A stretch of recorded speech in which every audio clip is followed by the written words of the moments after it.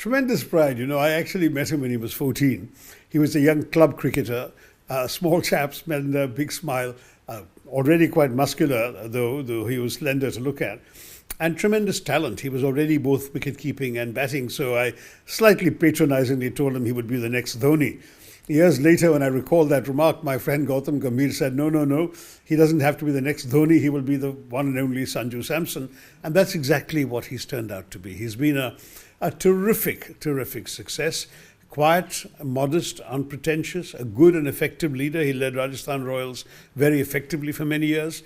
He is now going to be in CSK in the IPL. But more important, I think, is the stability and the anchoring that he brought to the order, the top of the order for India. When I suffered with him, as it were, during the trials and tribulations, I felt that if he could just compose himself, it would all come back. That core, that essence and that talent was always there. And what I think I saw in his eyes in that match against Zimbabwe, the moment he began that match, I said, this guy isn't getting out today.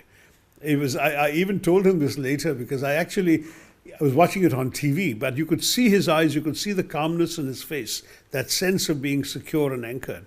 And as you know, he went on to 97 not out. He never got out in that match. And his two subsequent semi-final and final performances of 89 each. In both cases, he lost his wicket in a selfless action.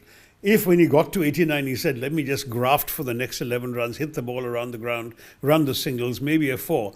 But he went for the big shots because the team, he felt, needed quick runs. And that's Sanju. He's selfless, he's talented, he's dedicated. And, you know, he's had the knocks. He's really had a lot of bad luck too. I remember he scored a century in an ODI and got dropped after that. The next match after that we played in the ODI, he was not on the team, and his last innings had been a century against South Africa or somewhere. So this is a guy who's had to take a fair bit of unfairness. And yes, some of his exclusions were justified because he'd also been inconsistent. But 3 innings in a row in the World Cup, that's consistency for you.